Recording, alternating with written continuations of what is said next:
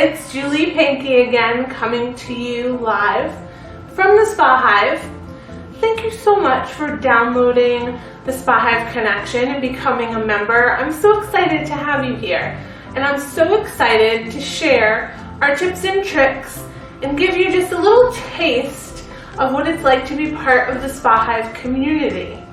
In this next video, we're going to talk about one of my most passionate topics.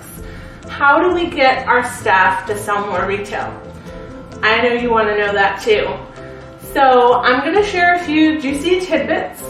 And of course, there's more information available over at our live community. You can get more information at www.spahive.com. And of course, I love feedback. So please drop me an email. My email is julie@jmpanky.com. Let me know how you've enjoyed the SpaHive connection so far. Maybe any topics that you'd like me to cover in the future. And I look forward to seeing you over in the SpaHive. Enjoy the next video and tips on how do we get our staff to sell more retail. In this video, we will address one of the most common issues in spas today. How do I get my staff to sell more? Right now, you might be telling yourself, we want to sell retail, not make soup. Making soup has more in common with selling retail than you might think. For example, chicken noodle soup seems easy, right? However, it's complex, needing many different ingredients, and like any good meal, is slightly customized to your guest. Think of selling retail the same way. We will give you all the ingredients for a good foundation or stock, as well as all the delightful ingredients you add on top of the foundation. But it's up to you to customize this recipe to your spa employees and guests' needs. You first create your stock. Without a good stock, you can't add in excellent ingredients and still think the soup will be a success. Your foundation will take some work, but putting the time in will set you up for success later. Know your numbers. What are your sales and where do you need them to be? This all should be based off of your yearly budget. Andrew Zimmerman explains why numbers are so important in this interview with Tracy Barnes. And you know your numbers inside and out. Oftentimes, I think a doctor opens his own practice, or there's a more artistic type person out there that wants to go start their own business. They open a clothing store. They don't have the business acumen. Isn't that generally when things go bad? Yeah, if you're not, again, we're going to go back to, if you don't have the business plan, you don't have monthly sales goals, monthly margin goals, monthly SG&A goals, you're flying blind. So yes, if you have that, then you can then you know how many calls you have to make, okay? Because I am still prospecting for business today. After you have accurate numbers, you must focus on inventory. You want your inventory to reflect your brand, which will in turn bring success. Be prepared. You might need to clean house and get rid of the duds. Have the staff get involved in this project too. Get their opinion. Having brands your staff can stand behind will be good for everyone. Product merchandising is a huge aspect. A client should be able to navigate the retail space alone and understand what they're looking at. Use shelf talkers and be sure that everything is priced. Products should be categorized and not overstocked. 3 to 4 deep is average.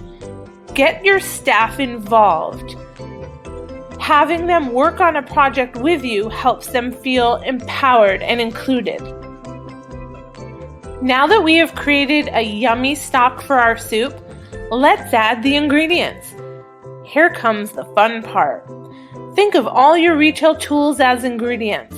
Without all the right ingredients for a soup, it won't ever taste just right.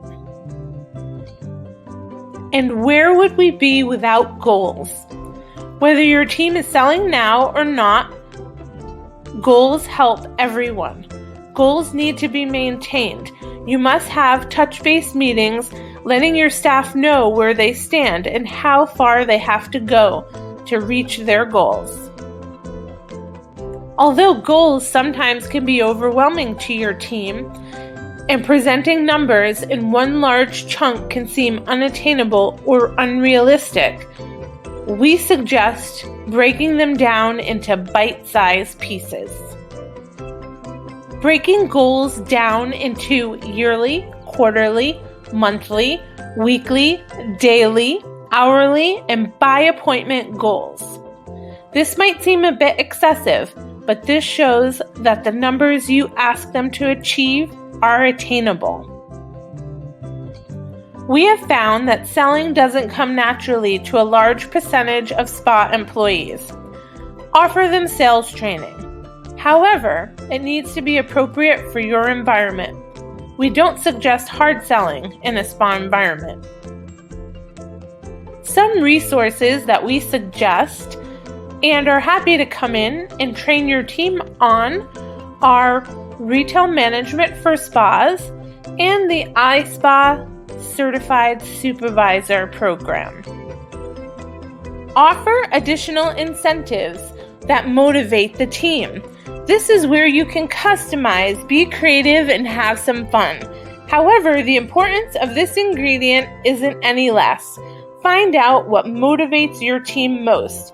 Complimentary products, cash rewards, gift cards, pizza lunch, leaving early, etc. Incentives need to be worth it and enticing.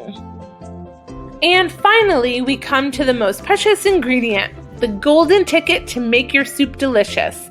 The golden ticket to getting your staff to sell more retail is encouragement and consistency.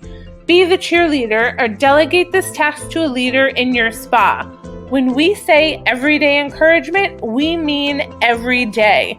Once the consistency stops, they will revert back to old ways. Voila!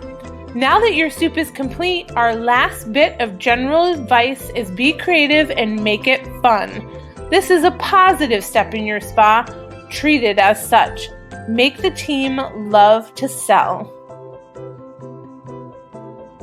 Thank you for joining us in the SpaHive Connection. It's our pleasure to give you tips and tricks that'll help you grow your spa business. If you'd like more information, feel free to visit us at www.spahive.com.